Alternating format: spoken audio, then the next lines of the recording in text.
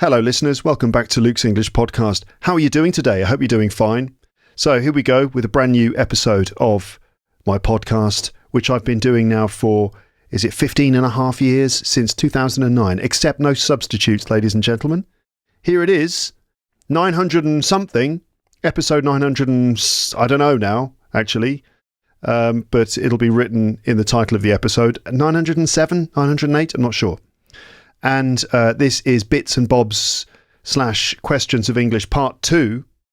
Listener comments. We'll be focusing on some listener comments in this one. There's a PDF for this which you can get by clicking the link in the episode description in the show notes. You can just directly download the episode PDF from there.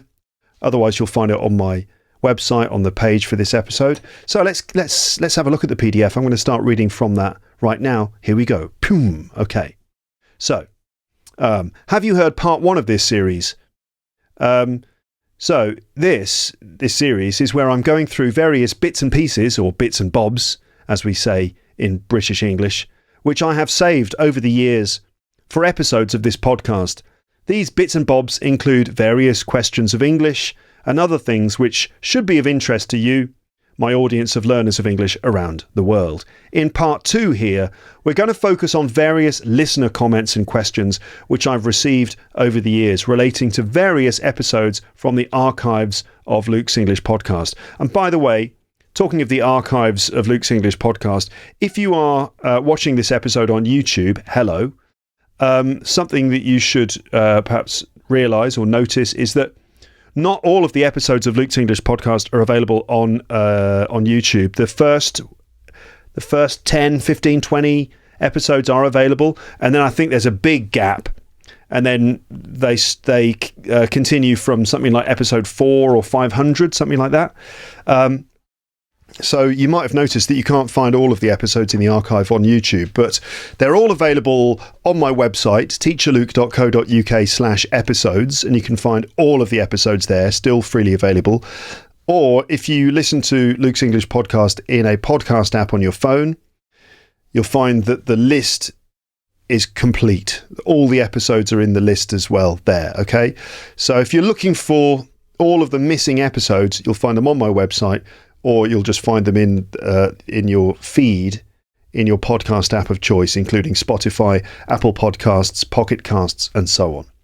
So, let me continue the PDF then. So, the following bits of listener correspondence have been sitting in a Google Drive folder for years. So, these are little comments and emails and other things that I've received from listeners quite a long time ago, and I probably screenshotted them or copy pasted them and saved them in a Google document or in a Google folder in my Google Drive, thinking I'll respond to those later. And then here we are, years after the fact, going through them in this episode. So I discovered them recently and decided finally to talk about them on the podcast. So the first thing is this: getting a TEFL certificate. That's the first bit of correspondence. It's entitled Getting a TEFL Certificate. TEFL, that means Teaching English as a Foreign Language. So let me read the message. It goes like this. Dear Luke, I'm one of the listeners who stay in the shadows, meaning a ninja. In fact, I've been starting the day with your effective voice since I came across your podcast, which was 2 months ago. I have an effective voice. My voice does the job. It's effective. An effective voice. That's nice. Thank you. You've been listening to this since you came across my podcast 2 months ago. Okay. Thanks from the bottom of my heart for every single word you save for us. You're welcome. I'm an English language teacher and I work at a secondary school. So this will be an English language teacher from, I guess, another country, right? Someone who speaks English as a second language but works as an English language teacher, like so many people around the world, right? So many people in the world work as teachers, even though English isn't their first language, which is very impressive. However, I'm not happy with the country I live in, so I'm planning to work abroad. I need your help with TEFL certifications. I'm sure I have to get one in order to teach English abroad, but which is the best certificate and where can I start? As a location, Europe is the most convenient one, but which country and which institution? Any idea about cheaper courses which are still good? I hope you can reply. Best wishes, Zuhal. Not Zahul, Zuhal. Okay. Right, so basically advice for those of you out there interested in getting a teaching qualification to teach English abroad. Yes, so here's my response. So there are various TEFL qualifications out there, but the industry standard entry-level teaching qualifications are the CELTA, that's run by Cambridge, CELTA, that's Certificate in English Language Teaching to Adults. That's the CELTA, run by Cambridge. And then there's the Cert TESOL, Certificate in Teaching English as a Second or Other Language. The Cert TESOL, run by Trinity College London. Okay, so those are the two industry standard ones, CELTA and Cert TESOL. CELTA is, I think, probably the more established one, or at least the more well-known one. But Cert TESOL is equivalent in value, as far as I'm aware. So here are some details. So first of all, let's look at the Cambridge Certificate in English Language Teaching to Adults. Basically, to take the CELTA, you don't need to go abroad to take the course and get the qualification. You can do it online, or you can go to various places. If we're talking about Europe, you can go to various different centres in Europe, different institutions, in order to train and get your CELTA qualification. So let's have a look at the Cambridge website, which is definitely the place to start. So cambridgeenglish.org/teaching-english. The link is too complicated. Basically, you Google CELTA Cambridge English and follow the results, but otherwise there's a link on the PDF. Let's have a look at what it says. So we end up on the Cambridge English website. CELTA, the gold standard teaching qualification. CELTA from Cambridge is a qualification for teaching English as a foreign language. It's the most widely recognised English teaching qualification in the world and the most often requested by employers. 3 out of 4 English language teaching jobs require a CELTA qualification. So basically, if you want to start teaching English somewhere in the world, having a CELTA is going to be a really useful qualification to have. So this is probably the one I would recommend. And in fact, this is the one that I took many, many years ago. When did I do my CELTA? 2001. In 2001, I took my CELTA, and that's when I started my English teaching journey. So CELTA, yeah. Basically, it focuses on developing practical techniques and includes face-to-face or online teaching practice with groups of learners, which will give you the confidence you need to begin teaching in as little as 4 weeks. So it is possible to take the course in just 4 weeks, but that's a very intensive 4 weeks. So who is CELTA for? It's for new teachers with no experience starting their career, or teachers with some experience who want to develop their skills. It's for first language English speakers, which is another way to say native English speakers, and non-first language speakers. So that's also non-native speakers. So, anyone with a reasonable level of English, a good level of English can take this. It's not just exclusive to native speakers. And as we know, non-native speakers or people who are non-first language speakers, represent an extremely important part of the English teaching industry and also the English teaching world, in the sense that often around the world, it's non-native English speakers who work as teachers and who help others to really kind of be able to use English effectively in various ways.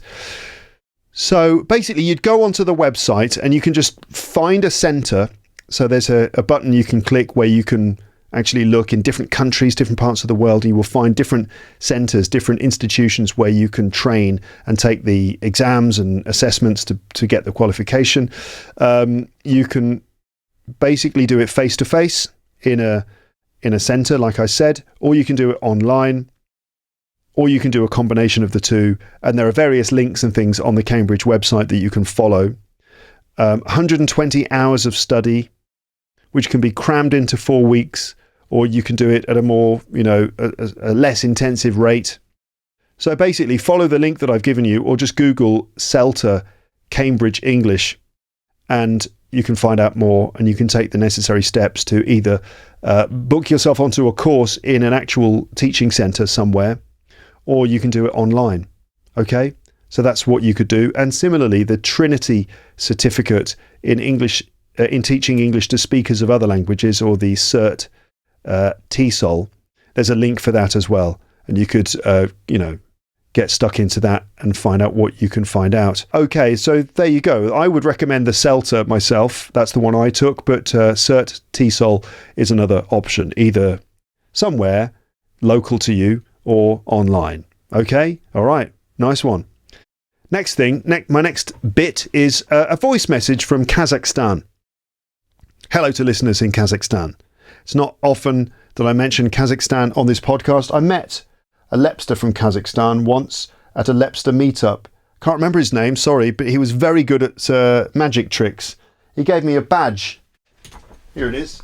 Still got it on the shelf. He gave me a little pin badge with a crest with a Kazakhstani kind of coat of arms or crest on it. Very nice. Anyway, if you're from Kazakhstan, hello. I got a voice recording from Kazakhstan. This is a long time ago now, but I thought that I would finally play it. So here's a message from Kazakhstan. Here we go. Am I going to be able to play this to you? Here it is. Listen to this, folks. Hello, Luke. My name is Zarina, and I'm from Kazakhstan, Astana. I'm one of those ninjas that you mentioned in your Rambling podcast. I really enjoy listening to your podcasts, and I'm very thankful to you for this hard job. And as well, my son, Aaron, who's only 3 years old, he's also listening to your podcast, and he would like to tell you something. Hello, Luke. How are you? How are you today? Oh, Aaron, I think is his name, and his mum, Irina, from Kazakhstan. Aaron, who's 3 years old, or at least he was when he recorded this message. Hello, Luke. How are you? I'm fine, Aaron, if you're still listening.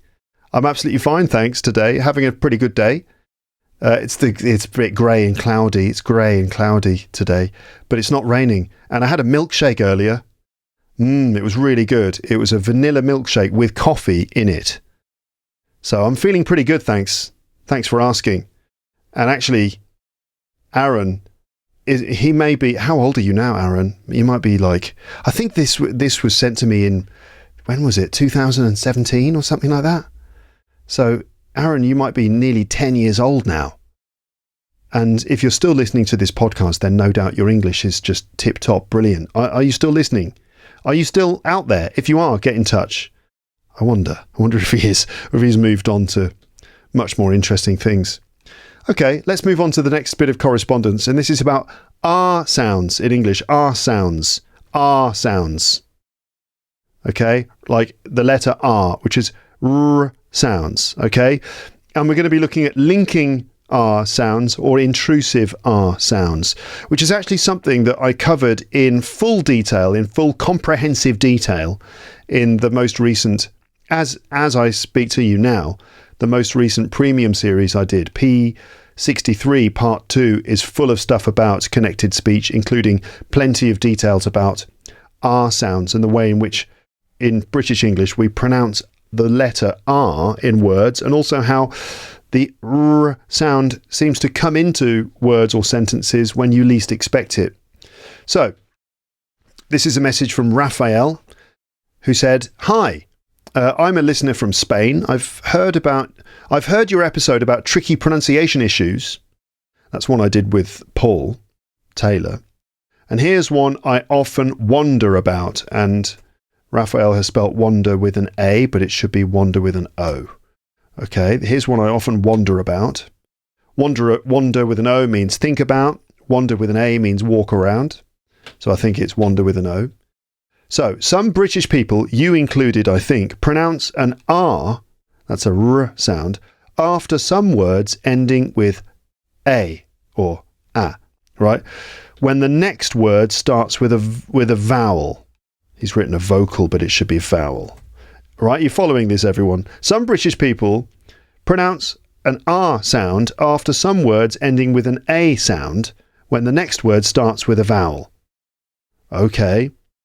So if the word ends in A, like for example, China, I mean, it's spelled with an A at the end, but it certainly is a vowel at the end, the sound at the end, China. Actually, when we pronounce China, we don't say China.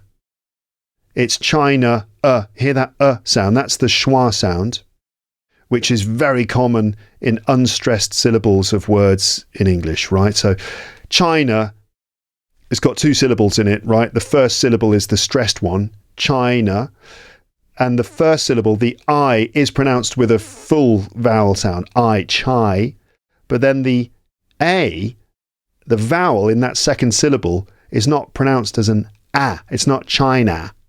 It's China. Anyway, the point is that it is a vowel sound at the end.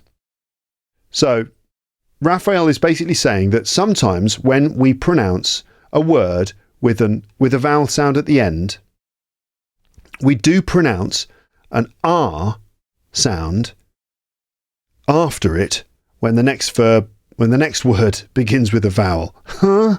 Okay, this is a bit abstract maybe, but here's an example.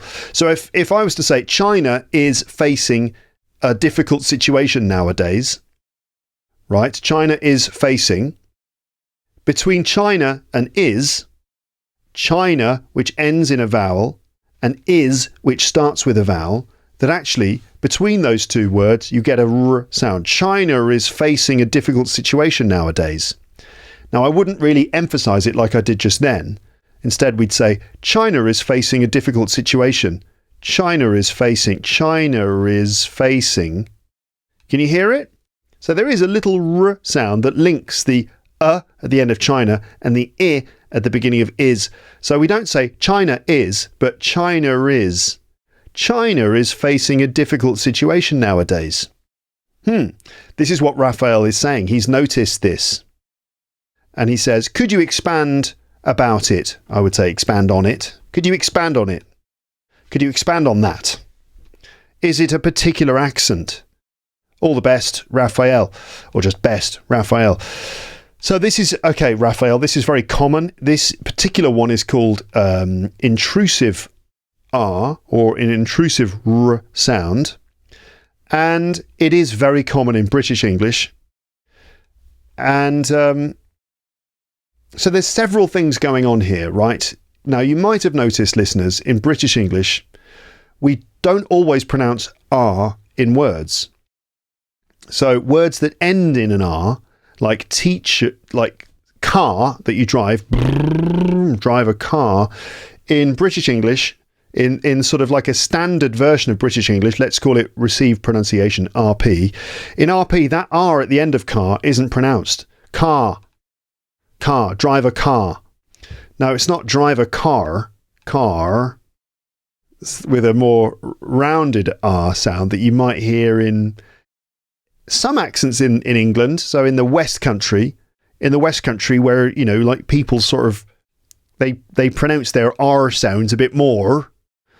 And in Ireland as well, where our sounds do get a little bit, they're pronounced more clearly. Car, for example. And of course in the United States, where people say car, I'm going to drive my car. I'm going to drive a car. Not that they all sound like that. But in received pronunciation, it's car. I'm going to drive a car later. Okay? So there's that. But then here what Raphael is asking about is the fact that words where there's no R at all, sometimes an R gets included. Like China is facing a situation. Okay, here's the answer that I've prepared to try and make it clear. So here's my response. Actually, I deal with this topic in some detail in a recent premium series, P63 Part 2, including other forms of connected speech. Check it out. But I will now talk about intrusive R sounds and linking R sounds. So let's start with intrusive R. So what Raphael is talking about is known as intrusive R or linking R. This occurs in some varieties of British English, particularly in non-rhotic accents, which is most of them. A rhotic accent is one that actually pronounces a rounded R sound, like the ones I talked about before, United States, generally speaking, Ireland, West Country, those are rhotic accents because their R sounds are rounded. So this thing of not pronouncing the R, but pronouncing it when we link between sounds is common in received pronunciation and a lot of other British accents. So, in non-rhotic accents, the R sound is typically not pronounced at the end of a word, at the end of words, unless it's followed by a vowel sound. For example, in received pronunciation, car would be pronounced as car without the final R sound. Here are some other examples of when the R or R is not pronounced in words. Okay, and you'll see that basically it's when the sound is at the end of the word or in the middle and it's followed by a consonant sound. So when the R is at the end, it's not really pronounced. When it's in the middle and it's followed by a consonant, we also don't really pronounce it. Okay, so at the end of the words, here are some examples with R at the ends of words.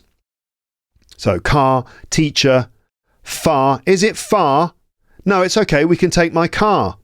Okay, mother, father, near. Is it near or is it far? It's not far, it's quite near. Power. Oh no, I don't have any power in my car. I actually said power in. There's a R there, power in, because power was followed by an I sound. Power in my car. Anyway, car, teacher, far, mother, father, near, power, here. Can you hear me? Right. So you heard that the R sounds weren't really pronounced. And then also in the middle of words, when the R sound is followed by a consonant. So consonants are things like t, d, m, s, k, right, n, and so on. Right, so cart, card, hard, form, horse, market, first, born, start, fork, park, word. Okay? Right? So the R sounds are not pronounced there because they're all followed by consonants. Cart is pronounced followed by a T sound. All right. Then, so there's that, right? Then we've got linking R. So linking R occurs when a word that ends in an R, like the word car, in the spelling, right, and is followed by a vowel sound in the next word, then we actually include the R in the pronunciation. For example, if I was to say, the car is red, but say it fluently, it sounds like this. The car is red. The car is red. So that you can actually hear that the R at the end of car is pronounced because it's followed by a vowel in the next word. The car is red. Certainly in American English, you definitely hear it, right? The car is red. Not that all Americans sound like that, but only when they're presenting news programs. The car is red. Car is red. Okay. Here are some other examples. Car engine, far away, near a lake. Is it far away? No, it's not too far away. Far away. Is it near a lake? Yes, it is. Okay. Other examples. Her arm. Her arm. And for example, okay? Also, there is, over it, better off, after all, your idea, here it is. Okay? So try repeating these sentences after me. Just do that, right? I'll give you a little bit of space. See if you can repeat these sentences after me, and you'll notice the R being pronounced. So the car engine wouldn't start and we were stranded far away from home. The car engine wouldn't start and we were stranded far away from home. Your turn.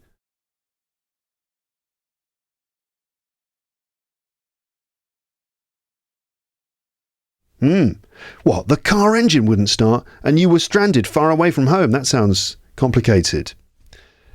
The next one. We stopped near a lake to rest after the long drive.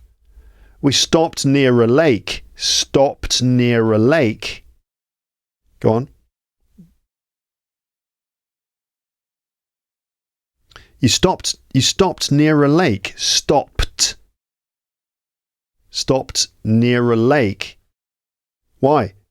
To rest after the long drive. Okay, we stopped near a lake to rest after the long drive. Another one, she raised her arm to point at the mountains in the distance.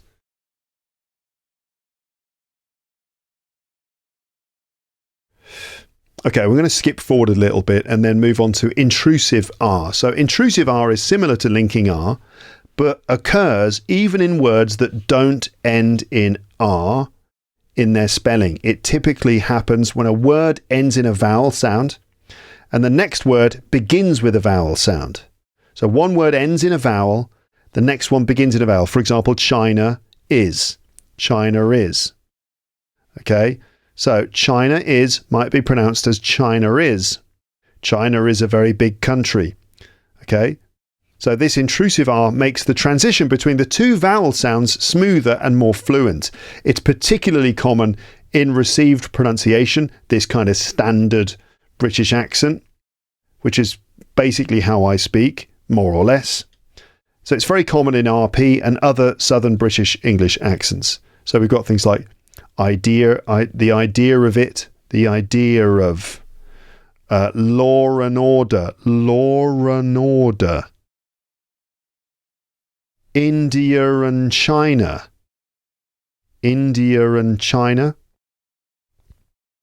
the idea of it, there it is again. Media event,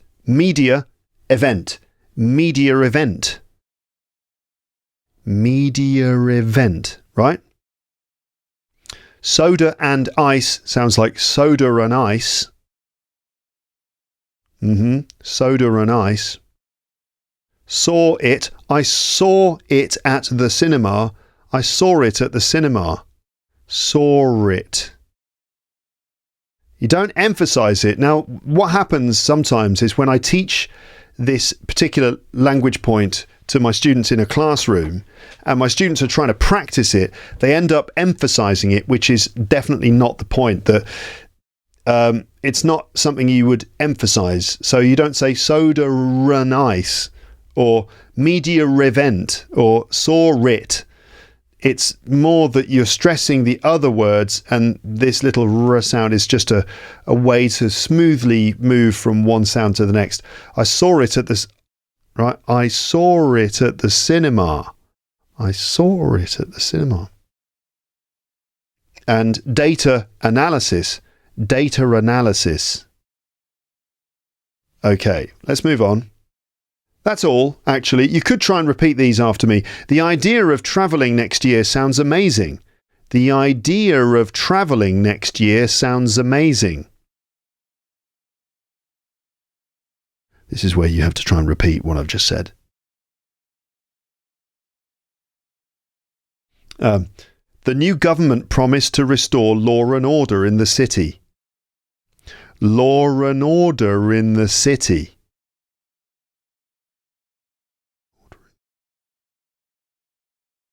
The new government promised to restore law and order in the city.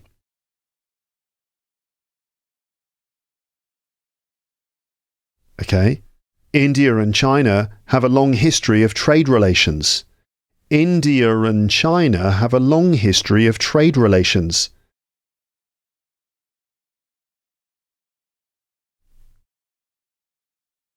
And we'll just do one more because this is not technically a pronunciation episode. You'd have to sign up to Luke's English Podcast Premium to get all of those proper pronunciation drill episodes where you practice pronouncing things after me with the proper pausing and all the rest of it.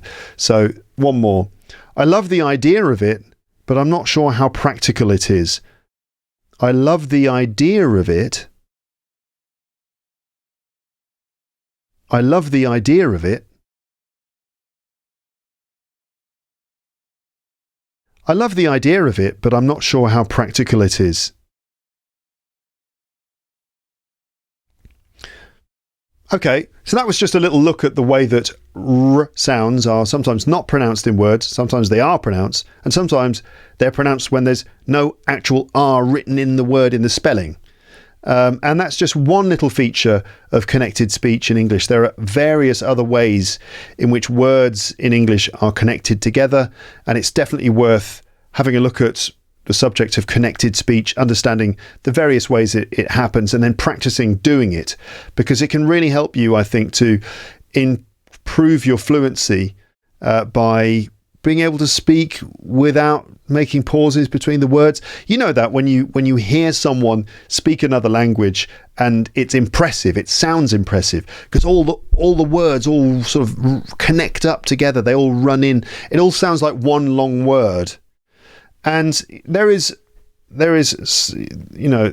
are ways in which those things happen. There are actual recognizable features of connected speech that you can identify, notice, hear, practice, and it can definitely help A, with your understanding of people, and B, with your ability to speak more fluently, getting all your words out quickly without having to kind of pause or leave gaps between the words. Fluency is obviously it's about remembering which words you need to use. So it's about vocabulary recall. It's about control over grammar, but it's also about control over your pronunciation and being able to sort of physically get the words out and make it all sound fluid. And pronunciation, connected speech, is definitely a part of that process. So if you wanted to hear that full episode that I did about connected speech, you could listen to P63 Part 2. If you're a premium subscriber, it's available in your list. If you are not a premium subscriber yet, then you can just find out more at teacherluke.co.uk/premium info. Right, let's move on to the next bit here. So this is something about being a fly on the wall at Luke's English Podcast headquarters. Have you ever heard of that phrase before, to be a fly on the wall? So sometimes people say things like that. I'd love to be on a fly on the wall when they get home. Or, there's some people having a very important meeting at work and you'd love to be able to listen in. I'd love to be a fly on the wall in there right now. So to be a fly on the wall means that it's a thing you say when you want to be able to listen or observe what's going on in a room that you're not in. So you imagine being a fly, a little insect that's sitting on the wall that no one notices, and you could listen or observe everything. So that's to be a fly on the wall. So this is a comment I got fairly recently, actually, from a listener called Luke from Poland. Hello, Luke. Luka, I don't know, Lukas. What's the Polish equivalent? Or maybe just Luke. Anyway, here's the comment. One day, before going to bed, I decided to listen to one of the episodes of Luke's English Podcast, Random Topic Generator. So that was episode number 847. I listened to the podcast for about a dozen minutes. That's about 12 minutes. At one point, I found myself sort of high up on a wall in a dark room. Sounds like Luke had an out-of-body experience or some sort of weird sort of psychedelic experience while listening to the podcast, which can happen, be careful. So at one point, I found myself sort of high up on a wall in a dark room. Down there, I noticed a large bed and two people lying under the covers. The faces were very blurred because my field of vision was divided into many octagons. Then I heard a voice. My bed is the place where I feel most relaxed, which is actually something I said in episode 847. It was, what's your favourite place in the world? And I said my bed, because my bed is the place where I feel most relaxed. I realised, said Luke, I was a small insect, a fly or a mosquito, and I was in the bedroom of the famous Luke from Luke's English Podcast. I was very excited to hear his voice live and made a low buzzing sound. Zzz. That was enough for Luke to notice me. He immediately jumped out of bed, grabbed a fly swatter and started chasing me, which does actually sound like a true story because, as you may have heard me mention on the podcast, my wife and I are regularly terrorised by mosquitoes in the middle of the night. Even now in October, we still get mosquitoes. I killed one the other night I actually killed 2 in one night, but the second one I killed, I was quite impressed with myself, I have to say. So I've got one of those electric fly swats, which is one of the best things I've ever bought. Okay. And the way it works is that it's like a tennis racket, but the mesh of the racket is made of like metal. It's like a metal net. And you press a button on the side and it sends electricity, an electric current through the mesh of the tennis racket. And if an insect touches the mesh or the net, it instantly gets fried. Like lightning passes through the body of the insect and crack, it just gets killed instantly. Now, maybe it's cruel. I don't know. Maybe it's just survival of the fittest. I think it's even maybe quite humane because the insects die instantly. They're just bang, electrocuted to death in the blink of an eye. I've talked about this before. Anyway, so yeah, the other night, my wife woke me up. She's like, "There's a mosquito in the room." I was like, right, instinctively just reached over the edge of the bed and grabbed my electronic fly destroyer, mosquito killer. Oh, hold on a minute. I've got to plug in my phone. By the way, this is another tangent time, because my phone's running out of battery. Hold on a minute. Oh dear, emergency. Quick, plug in the camera. Whew. Okay, crisis averted. Anyway, so, oh God, by the way, I've got a replacement phone, which I'm using as a webcam. The company that sold the phone to me fixed it, replaced it. I don't know what they did, but it's back to normal, so that's fine.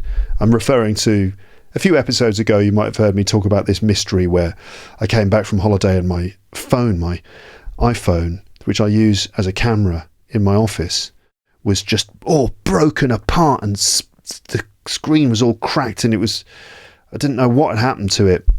Somehow the battery had expanded and broken the phone. I sent it back off to the company and I was very impressed. They fixed it, sent it back to me quite promptly. So anyway, right. So my wife was like, "There's a mosquito in the room." So I instinctively grabbed my electronic fly swatter and flicked the light on and instantly saw it flying past me over my right shoulder. And I literally did a backhand over the shoulder flick with this thing and killed the mosquito without even looking at it. I just sort of flicked the thing over my right shoulder, backhand, pam, like that, and zap, got it, dead. So turned on the light, killed the mosquito, and rolled back over into bed and fell asleep, all within about 10 seconds, I think. So yeah, this does sound like a true story that Luke was saying. I was very excited to hear his voice live. So Luke realised he was a fly on the wall of my apartment and he could hear me talking and he was very excited. He made a low buzzing sound. That was enough for Luke to notice me. He immediately jumped out of bed, grabbed a fly swatter and started chasing me. I was shocked. My favourite podcaster was probably trying to kill me. What could I do? At the last moment, I escaped and sat down on the edge of a small table. Luke spotted me immediately. My only chance was an open window.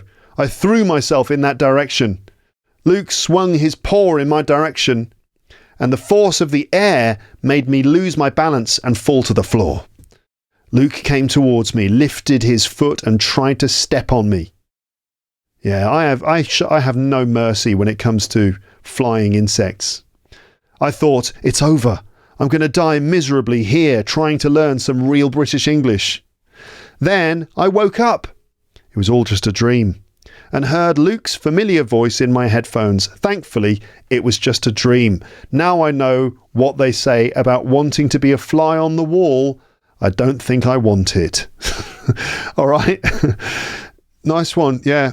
So Luke had a dream about being a fly on the wall of my apartment, and then I tried to kill him. So don't be a fly on the wall. If you're dreaming of being a fly on the wall in my apartment, if you want to know what it's really like at home with me and my family, then think twice. Okay? Yeah, so if you say you would like to be a fly on the wall, in English, you mean that you would like to hear what will be said or see what will happen while not being noticed. For example, I'd love to be a fly on the wall when those two get home, meaning those two people are going to have an argument. I'd love to be able to listen in. But yeah, think twice about wanting to be a fly on the wall in my home, because I will hunt you down, I will find you, and I will kill you. Okay, moving on. Singular they. Here's the next bit of listener correspondence. So this one starts like this. Hi Luke. Hi. My name is Marcos and I'm from Spain and a Lepster. Hello Marcos from Spain. I've written to you on one occasion, but I suppose you don't remember it. All too normal, truth be said.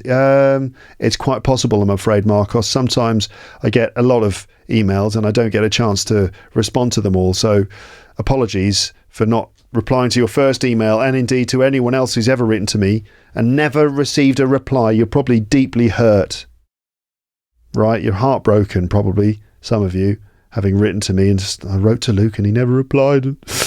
Oh dear, I still feel the pain to this day. You can write back and say, oh, you know, you can always write back. It's okay. I just sometimes don't get time. Anyway, let's continue Marcos's email or whatever it was. Today I write to you in order to ask if you have made an episode on the singular they. I've started my professional career recently, and I've already had to write an email in English to a designer in the UK.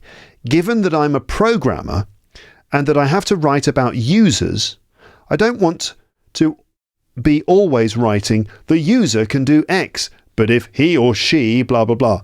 So the point is that Marcos has to write about users. The user does this, the user can do that. But if he or she knows what he or she wants to do. So Marcos doesn't want to always have to say the user or he or she. So let's continue. This way, I prefer using the singular they. But I'm not sure if I'm using it well because I was never taught it and have only seen it in literature. If you haven't recorded an episode about this matter, would you be so kind as to mention something about it in a future podcast? See, that's politeness. You see, that's the kind of nice, polite English that I expect to receive in messages from my listeners who basically are just asking me to do some work for them, to, give you the benefit of my professional consulting services. Write something polite like that. Would you be so kind as to mention something about it in a future podcast? Of course. If you write it like that, of course I will. Even if it's in a premium episode, given that I'm surely going to be one of the premium ninjas. Thanks in advance and cheers, Marcos Garcia. Cheers, Marcos. Right, so let's get into the subject of singular they. Not for the first time. I have dealt with this before, but let's go through it again and try and make it clear. So, singular they. Have you got the idea, listeners? Sometimes they can be used to refer to one person, and we call this singular they. All right, so when you're talking about one person, but you don't know if the person is male or female, then we use they, and it has plural grammar. So why would you not know if the person was male or female? Well, like Marcos's case, if you're writing about a user, just a generic user of maybe a website or something, and you don't know if the user is male or female, then you could use they. They should do this, they should do that. If you're even looking at someone, maybe someone in the distance, and you can't tell if it's a boy or a girl, who's that? What are they doing? Or if you're talking about a person and it just hasn't been mentioned. Oh, I saw, I met a listener to I met one of your listeners the other day. I met one of your listeners and they said some very nice things. Oh, what did they say about me? Okay. Now, this might raise the question of gender neutrality, right?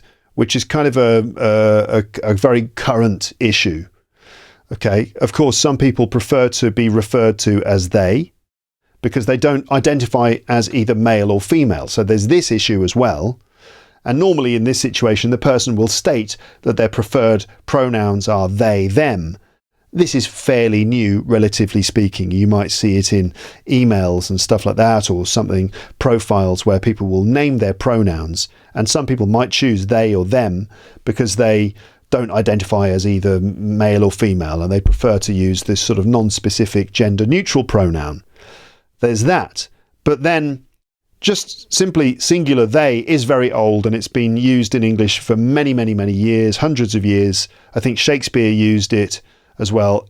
In the example I gave before, when you're just talking about one person, but you don't know, or perhaps don't even want to say which gender they are, right? So using they as a gender neutral pronoun is relatively new, right? But for hundreds of years, they, them has been used as the personal pronoun when we're talking about one person, but it's not clear if the person is male or female. I hope I'm making myself clear here. Anyway, let's look at a load of examples. First of all, here's one from Kate Billington, friend of the podcast, in her short British Council mini English lesson video about this subject. So Kate Billington made a video on YouTube about the use of singular they. Here's one of the examples from that video.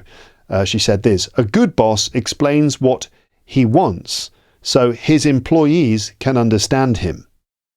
Right? A good boss explains what he wants so his employees can understand him. Right, now saying that makes it sound like bosses are always men, which isn't true. So another way of saying it would be this: a good boss explains what they want so their employees can understand them. Okay, there's an example of how it could be used. And there's a link to the video. He, she or they, pronouns in English. Okay, from the British Council. So they, them takes plural grammar. So they are, they want, and so on. Now, even if this feels strange when referring to one person, this is correct and normal. So let's see an example following what Marcos mentioned, giving instructions on how users can use an online service. So this is a step-by-step guide for how to sign up to Luke's English Podcast Premium, of course, but it's written in the third person. Okay, so how can a user sign up to LEP Premium? This is the question that I'm going to answer now. All right. So just as Marcos mentioned, we don't want to state if the user is male or female, because it could be either, right? Like a typical user of LEP Premium could be a male or female. So instead of using he, him, his, or maybe saying he or she each time, we're going to use they, them, their. Okay. So I'm providing this example to demonstrate this and show how natural and normal it is. So listen to the use of sort of this gender neutral or singular they throughout this little bit of advice here. So how to sign up to LEP Premium, a step-by-step guide for users. So first, the users should open their browser and go to teacherluke.go. Sorry, let me start that again. First, the users should open their browser and go to teacherluke.co.uk. Then they click on Premium and several options will be available. Several, not 7. The user can choose the tier that best suits them. Then they have to create an Acast Plus account. Once they've done this and have entered their payment details, they can confirm the subscription. When this is done, the user will have access to all the premium episodes, but they should add the subscription to a podcast app on their phone. They can do this by either scanning the QR code with their phone or by signing into their Acast Plus account on their phone and choosing Add Show to App. Right? Then they follow the steps to add LEP Premium to their favourite podcast app on their phone. Okay, the user will now see a list of episodes which includes all the premium ones. Free episodes will have ads removed too. So that is how a user can sign up to LEP Premium and then, that's not how you say that word, and then add LEP Premium to a podcast app on their phone. Okay, just to demonstrate there that use of singular they, them, their is actually very common, very natural, and we do it all the time. So Marcos, even if you feel like not entirely sure about using it, it's got plural grammar, and yeah, we use it regularly and have done for hundreds of years. So there you go. Right, moving on. And like in the last one of these, I think I'll go for around about an hour and just keep going until I've done about an hour of this, and then I'll save the rest of these bits and bobs for part 3 of this series. Okay? So here's a message from Jun Horiuchi, and it's a question about the words antique and the word vintage. Okay, this might have come up in response to the Parsons Pleasure episode I did a couple of years ago. So here's the message. Hello, this is Jun from Tokyo. Thank you for uploading nice podcasts. I have a question. What is the difference between antique and vintage? Please let me know. Thank you, Jun. Right, so let's look at these two words, antique and vintage. Antique and vintage. Similar words, right? Quite similar words, but definitely different. So let's look at them, okay? The first word is antique. So we use antiques. By the way, both of these words, antique and vintage, we use them when we're talking about old things, right? So you might buy some antique furniture, or maybe you get some vintage clothes from a vintage clothing shop, or you bought a vintage car, or maybe you found an antique, what would it be? An antique chest of drawers in a farmhouse. So antique is used for items at least 100 years old, at least 100 years old. So it's older things, and items which are often valuable due to their rarity. So antiques are often very old and often rare. There aren't many of them, and because they're rare, they're worth a lot of money. It could be because of they're worth a lot of money because they're rare, because of the craftsmanship, because they were made particularly well, often made by an expert craftsman, right? And they could be valuable because of their historical importance. Maybe they come from a certain historical period or something like that. That's antique items. For example, a table made in 1850 would be considered antique. Furniture from the 19th century or older, very valuable and possibly even kept in a museum. These would be antiques. Then vintage items are typically between 20 and 100 years old.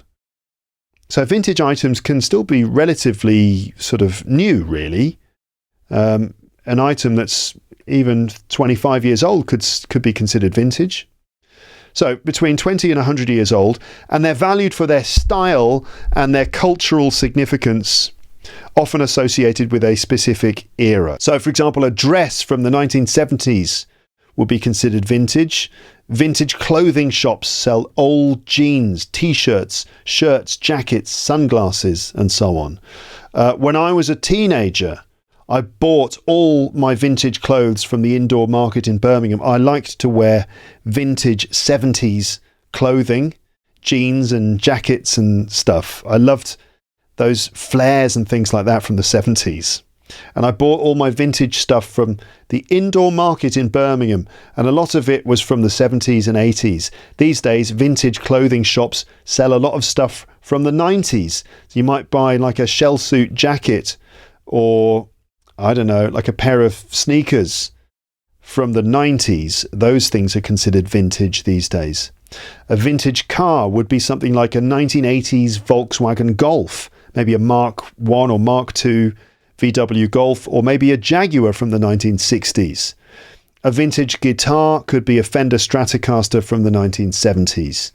So vintage things are younger and more pop culture-y, really. I mean, I've got more details in terms of value. Antiques are usually more valuable. Antique items are often associated with very high quality craftsmanship.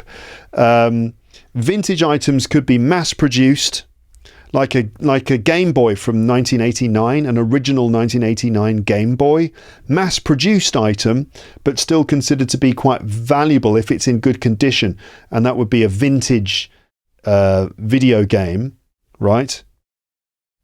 So I think you get the idea, right? So let's just test you a little bit here. So what do you think? Are these things I'm about to mention, are they vintage or are they antique? So we'll start with the Chippendale commode, which Boggis from the Parsons Pleasure story discovers in an old farmhouse. Boggis is shocked to discover this extremely valuable item of furniture made by Chippendale himself, and tricks the owners into selling it to him for an unfairly low price. So is that an antique item or a vintage item? Well, of course, it's an antique. Another example, a friend of mine makes his living from dealing cars from the 1950s, 60s and 70s. He finds the cars, buys them, repairs them, displays them at conventions and drives them in the French countryside as part of special weekend events. He sells them to private buyers who want to have a cool old car in their collection. In the past, he's shown me awesome 1970s Porsches and plenty of very nice British cars, including Triumphs and Jaguars, which are his favourites.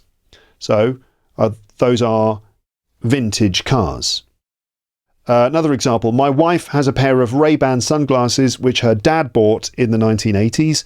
They're much nicer than the ones you can buy today. The quality has definitely gone down. So these 80s sunglasses are vintage sunglasses. I like metallic Casio digital watches with simple, minimal designs. Right? They're really cheap. You can just buy them in any shop, really. They're really, really cheap. They're not expensive at all. But I really like these Casio watches. They're exactly the same models that were made during the 1980s. When digital watches first became available. I remember the first ever digital watches I ever saw. Like one of my friends at school had a digital watch. It was a Casio. It was made of black plastic and rubber. And it was exactly the same design that you can still buy today. So these are vintage watches, or at least a vintage design. Another one, go to any town in the UK and you'll probably find shops which sell old dark furniture and decorations from the Victorian era and beyond. The items are very valuable and can be extremely expensive. Sometimes these shops are owned by auction houses.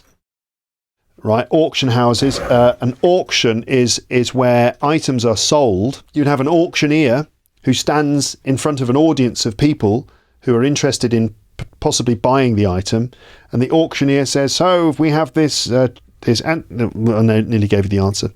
We have this chest of drawers here made in the late 19th century, and so can we start the bidding at £10,000? And then people in the audience will kind of raise their hand or raise a newspaper or something like that in order to bid on the item. This is an auction. And the bidding continues, and then the highest bidder is the one who gets to buy the item. So sometimes these shops are owned by auction houses who will tell you where and when the item is going to be auctioned off. If you're interested, you can enter the bidding. So this would be antique items. So there you go. I think you now get the difference between vintage and antique. Do you have any vintage items in your possession? Do you have any antique items in your possession? You can write in the comments section and let us know. So how many more have I got here? Okay, we're going to end with this last one. And this is called seesaw. See, the verb is see, S-E-E. Past form is saw. Seesaw scene. Okay, let's look at this verb, see. So, dear Luke, I'm a long-standing follower of your podcast. I greatly appreciate the works you've done. They're beneficial, meanwhile entertaining. All right. Today I really need your help here. There's a question that's been perplexing me for a long time. Nice word. Perplexing, 10 bonus points. I've always come across a phrase involving see, which I guess probably the meaning is about happening or witnessing. Because, yeah, right, we know the word see, right? You see with your eyes. But this listener has noticed a use of the word see which means something else. And the person expects that it means happening or possibly witnessing. For example, today when I'm reading the news, it said... Right, today when I am reading the news, or let's say today when I was reading the news, it said more heavy rain could see water levels rise and threaten the air pocket where the group of... More heavy rain could see water levels rise and threaten the air pocket where the group has taken refuge. So, by the way, this is a reference to that story from a few years ago where a group of 12 boys and their football coach got trapped in a cave in Thailand, and the cave was flooded, full of water, and the 12 boys and the football coach were all trapped there. And it was a real emergency. Everyone was concerned that they wouldn't be able to get the children out, that they would die. And one line from the story is this: more heavy rain could see water levels rise and threaten the air pocket where the group has taken refuge. So the group were in a cave, were in a little space where there was some air, surrounded by water. Notice the use of the verb see in there. More heavy rain could see water levels rise. Okay, let's continue the message. There was a lot of this kind of use of the word see. I cannot find an example here, but they are always put together with day or history, such as yesterday saw a, what would it be? Yesterday saw a record-breaking temperature in Europe, or history saw something happen. Now, I cannot recall them exactly. Therefore, I think a detailed explanation would be more than helpful. Thank you, and I will keep following your podcast till you quit the job. I will never quit. Everyone's just going to have to quit first because I will never quit. I think probably I will either die or become incapacitated in some way before I quit doing this podcast. I mean, I'll probably quit when I just can't do this anymore. Basically, when there are enough copycat channels on YouTube or AI versions, when AI basically just replaces me, then I'll probably quit. Either that or something else. Anyway, thank you. I'll keep following your podcast till you quit the job. Yours sincerely, Yanzu Zhang. Okay. Right. So yes, here the word saw, which is the past of see, does not refer to seeing things with your eyes. Instead, it's a way of referring to things which happen and expresses a sense that within the context of one thing, something else happens, perhaps as a consequence. So here are some examples, right, if that's not clear. Examples normally clarify these things. So, the pandemic saw a surge in online shopping. A surge, that means a rapid increase. The pandemic saw a surge. In fact, there's a bit of linking R here. The pandemic saw a surge in online shopping as people stayed home to avoid the virus. So that means within the context of the pandemic, there was a surge in online shopping. So the pandemic saw a surge in online shopping. Right, that doesn't mean that the pandemic saw this thing with its eyes, but it just means within the context of the pandemic, there was this surge in online shopping. So the pandemic saw a surge in online shopping as people stayed at home, I would say, to avoid the virus. Now, if you like, you can consider it like this. Within the context of the first event, we witness or see, or history witnesses or sees the other thing happening. But we say that the first event sees or saw the second event. Okay, another example, number 2. New law sees decrease in crime rates in major cities.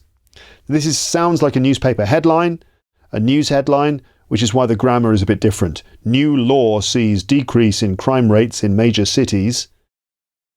The full version of that would be a new law sees decrease, right?